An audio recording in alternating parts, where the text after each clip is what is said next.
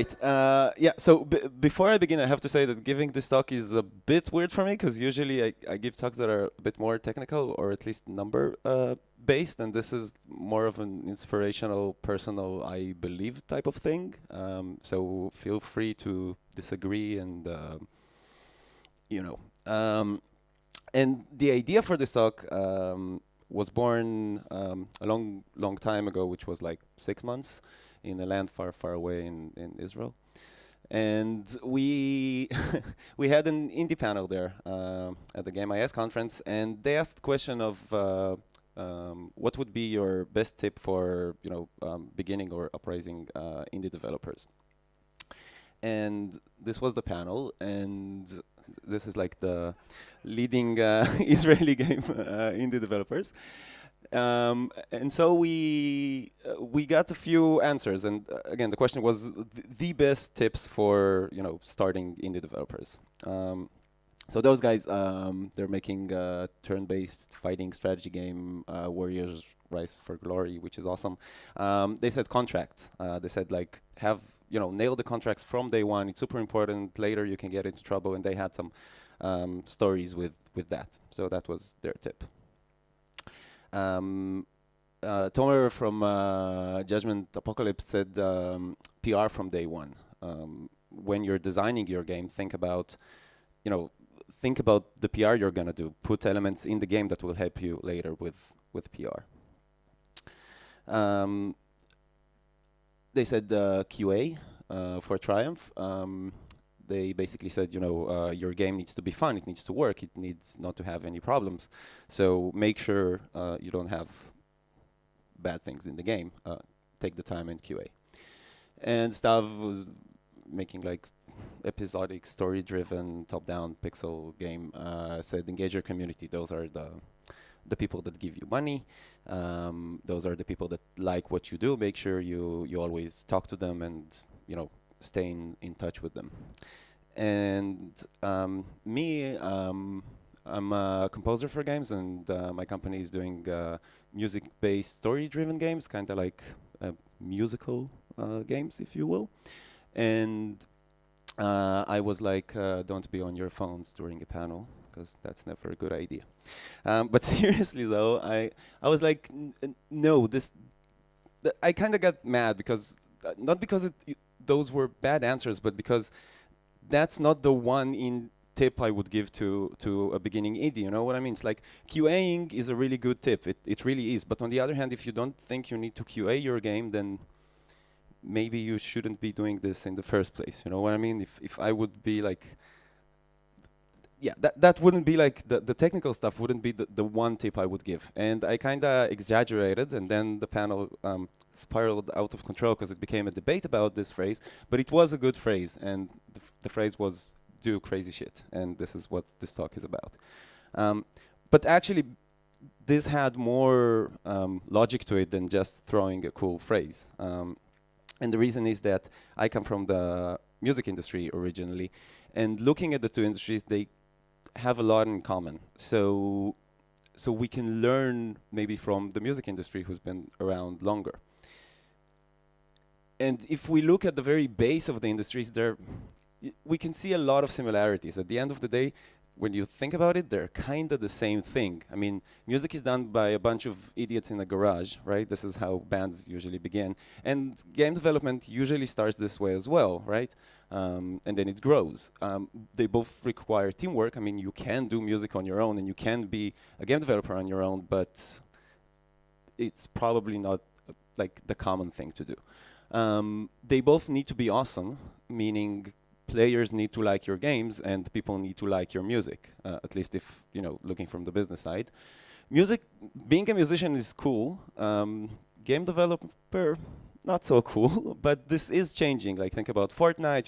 When I was in high school, like going at recess and playing Mud or Quake was pretty much, it was either that or girls, right? You had to choose. And today, when you're taking your phone and playing Fortnite, it's fine. I think a lot of kids do. Usually, the people who are making those things don't have any business experience when they begin and learn it with time. they're both entertainment industries, so basically we're selling the same thing, but music has been existing for 3,000, 4,000, 2,000, we can argue about the numbers, but a long time, and gaming is 30, 40, 50 years, but generally speaking, it's pretty new. So if we accept this idea of the two industries are pretty much the same idea and done by the same, type of people, which is hard to say, but that's my feeling, maybe we can learn from it. And and then looking at music history, we have a few funny quotes. So that was said about a band. They are not merely awful. I would consider it sacrilegious to say anything less, that they are god-awful. They are so unbelievably horrible, so appallingly unmusical, so dogmatically insensitive to the magic of the art that they qualify as crowned heads of anti-music, even as the imposter popes went down in history as anti-popes. So the guy didn't like the band, I think. And about the same band, not even their mothers would claim that they sing well, but the hirsute thickens, they make them memorable, and they project a certain kittenish charm which drives the immature, shall we say, ape. And that was said about a band that's, to be honest, are really not that good or famous, the Beatles. And while I agree with the guy, and I hate them, but it's hard to say that, they're not a good band and were unsuccessful, right? And looking at, and that wasn't that long ago, and looking what music did over those years, now think that this was said about the Beatles, and the guy who said it, let's give him credit, wasn't a complete idiot, right? Like, he was the most qualified person at the time to critique music. So imagine the same guy jumping in time, going to a newspaper saying like, I somehow jumped, a few decades forward, but I'm still a music critic, and they go like, sure, and sending him to review one of today's bands, right? And then he's listening to this thing.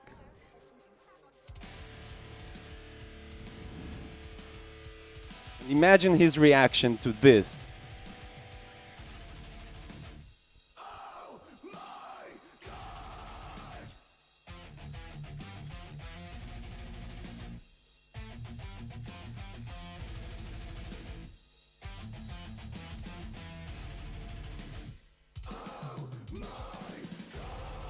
So if he thought that the Beatles couldn't sing, then And this is a successful band.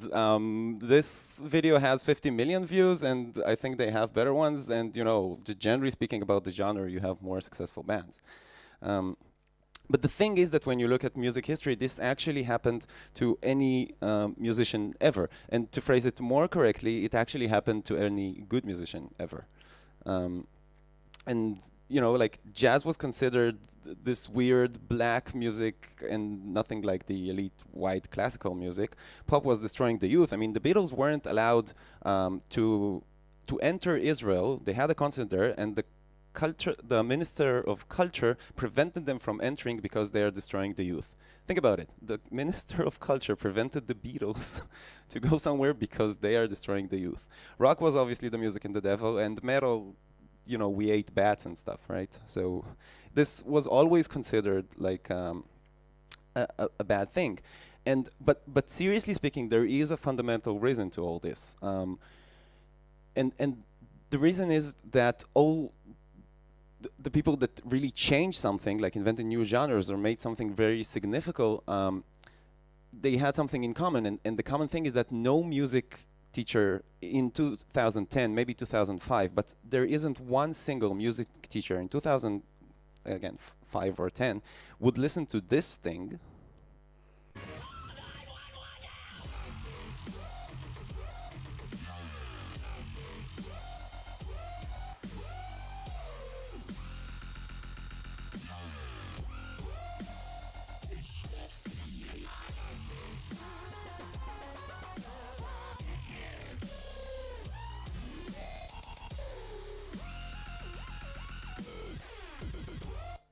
No music teacher in 2005 would listen to this if a student would bring it to him and go like, yes, this is what I taught you to do, right? And I mean, I'm not sure it's a good thing that dubstep was born, but but it was new and weird. The first time you hear dubstep, you go like, what the fuck, right?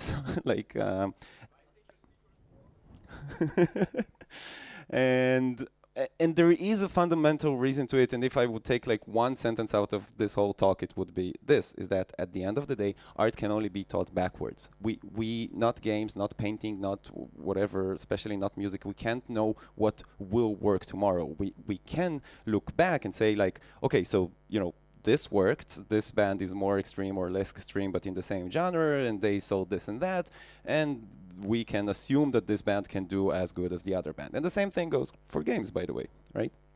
Publishers look at a game and they say like, okay, this is the genre, it's RTS, so it's the production quality is a bit better. We're a bigger publisher than the other one, so this sold 200K units, so maybe we can sell 250. But when you show them dubstep, their actual job is to say, nope, like I don't know what this thing is. And all those guys pretty much went through the same thing. And they all have something in common when you look at it. And it's a bit of a weird thing when I started digging into it. Most of them has no education, musical education at least. You would expect the people who are changing the history of music to be, people who actually researched it and know what they're talking about. But nope, it was done by a bunch of stupid idiots at the very base of it. They were usually young and unbroken by the world still. And they had product before business. They were just doing something, and they usually didn't really think about the business plan. This came later. You hear all those stories about Metallica, stealing a van and driving across state and sleeping at other metalheads' houses because they had no money for recordings. And usually they had a cultural impact. It was more than just cool music. It was like a movement of people coming together for something. And if you phrase it differently, at the end of the day, the people who really changed history and the history of music, at least, did whatever the fuck they want. And wherever they went, it worked. People followed. Now, the vast majority failed.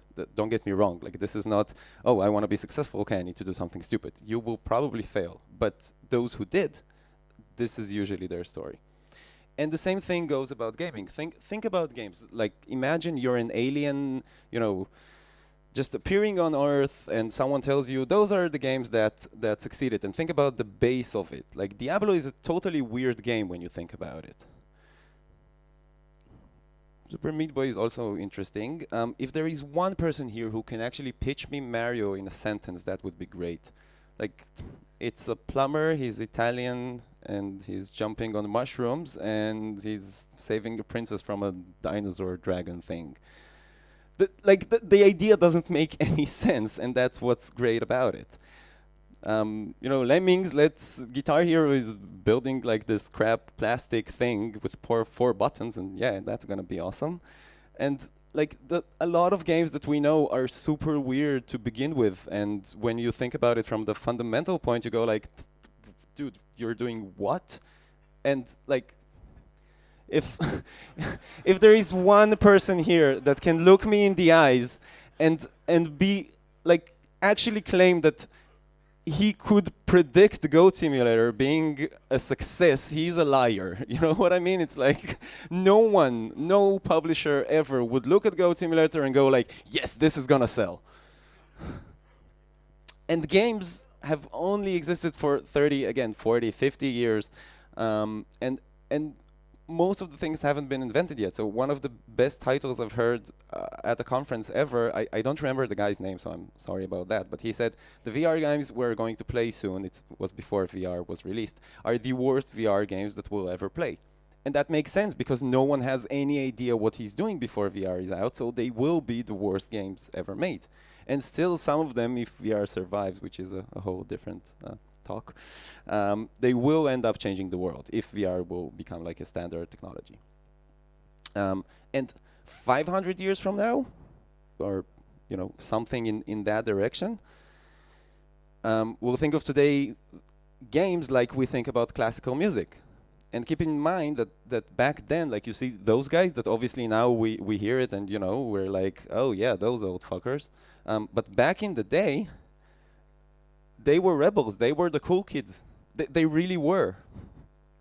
And they had sunglasses. And most of them did crazy shit that got bashed by the media or other composers or whatever, like the institution, let's call it. And they really did. And this is a quote from Wagner's time, and like a music critic or a composer saying about him, is Wagner a human being at all? Is he not rather a disease? He contaminates everything he touches. He has made music sick. And the difference is that, Wagner is everyone here knows, and I can't find the guy who actually said the sentence.